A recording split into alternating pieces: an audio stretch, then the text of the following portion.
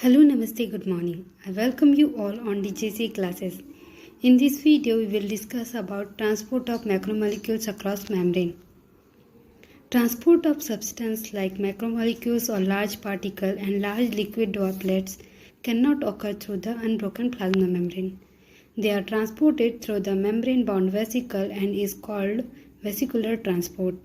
Exocytosis and endocytosis are two forms of vesicular transport. तो जैसे कि हम सभी जानते हैं अनब्रोकन प्लाज्मा मेम्ब्रेन से मैक्रोमोलिक्यूल्स या लार्ज पार्टिकल ट्रांसपोर्ट नहीं होते हैं। तो ये कैसे ट्रांसपोर्ट होते हैं?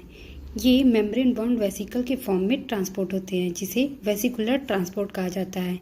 वेसिकुलर ट्रांसपोर्ट के दो फॉर्म्स होते हैं, एक्सोसाइटोसिस और एंडोसाइटोसिस। एक्सोसाइटोसिस के प्रोसेस में सेल के अंदर से प्रोटीन या लिपिड वेसिकल के फॉर्म में सेल के एक्सटीरियर इन्वायरमेंट में सिक्रेट कर दिया जाता है। इस प्रोसेस को एक्सोसाइटोसिस कहते हैं।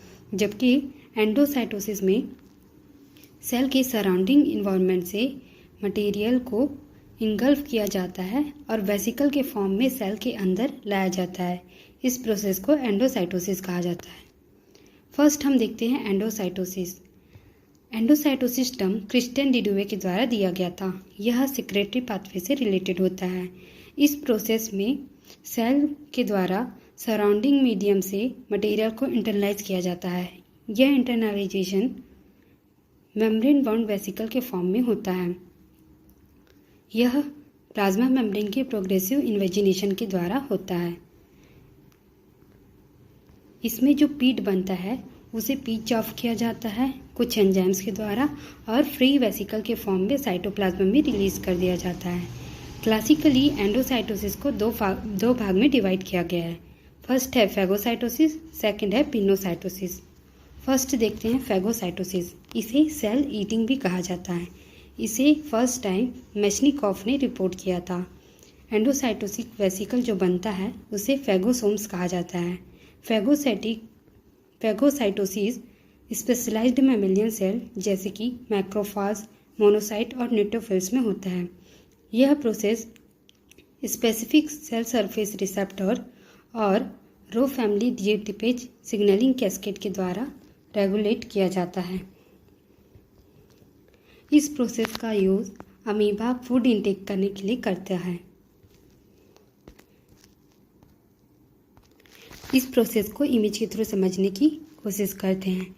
जैसे ही अमीबा फूड पार्टिकल को एनकाउंटर करता है वैसे ही सूडोपोडिया का निर्माण होता है। सूडोपोडिया के निर्माण होने से एक वेसिकल का फॉर्मेशन होता है और वेसिकल के फॉर्म में यह फूड पार्टिकल सेल के अंदर इंटरनलाइज किया जाता है। यह लाइसोसोम के द्वारा डिग्रेड किया जाता है।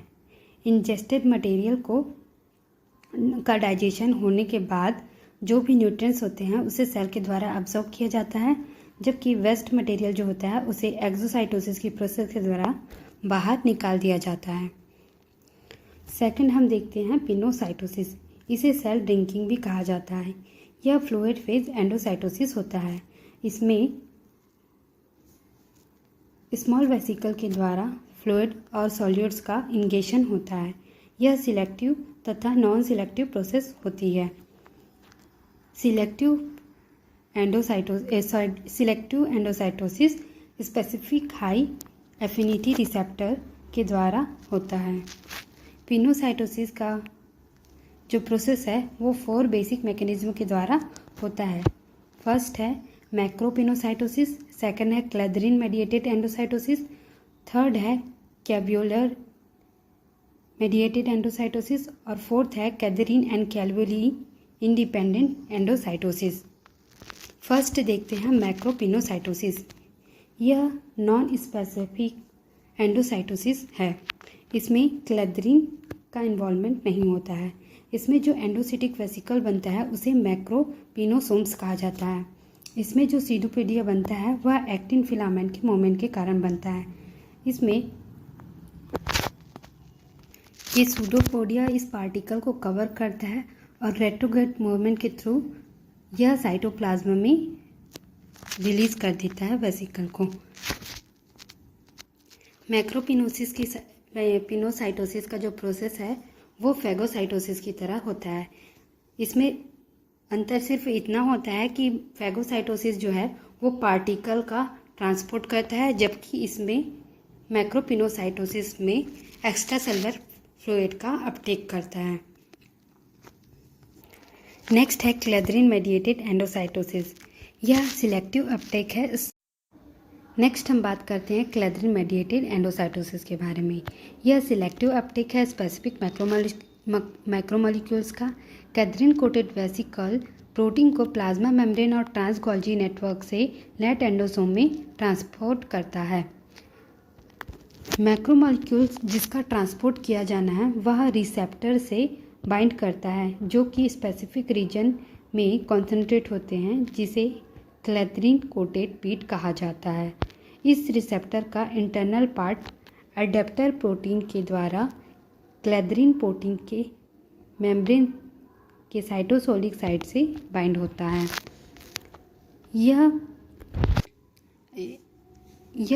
पीट इंट्रासेलुलर कोटेड वेसिकल के फॉर्म में रिलीज होता है, जो कि डायनेमिन नाम के एटीपी डिपेंडेंट प्रोटीन के द्वारा होता है।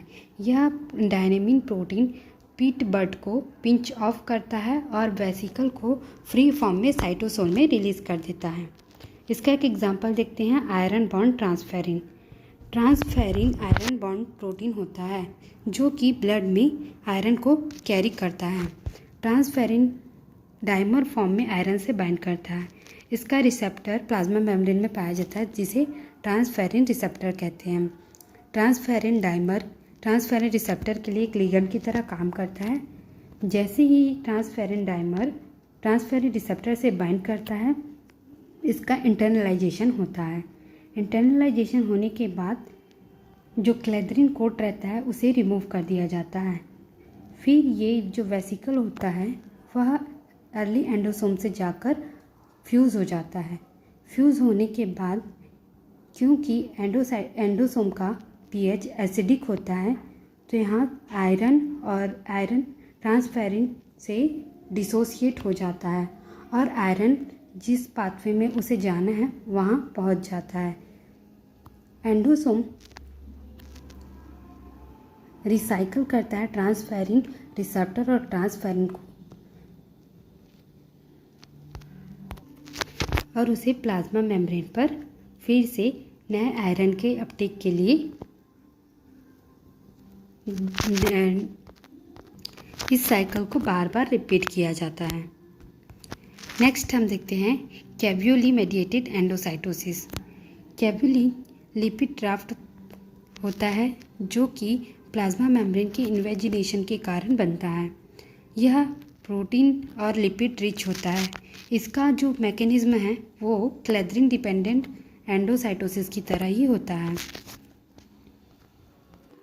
लास्ट कॉन्सेप्ट आता है एक्सोसाइटोसिस। एक्सोसाइटोसिस में सेल के अंदर से प्रोटीन या लिपिड को वेसिकल के फॉर्म में प्लाज्मा मेम्ब्रेन में ट्रांसपोर्ट कर दिया जाता है। यह प्रोसेस एक्सोसाइटोसिस कहलाता है। एक्सोसाइटिक वेसिकल जो बनता है उसे एक्सोसोम कहते हैं। Thank you. अगर आपको ये वीडियो पसंद आया होगा तो प्लीज़ लाइक करें।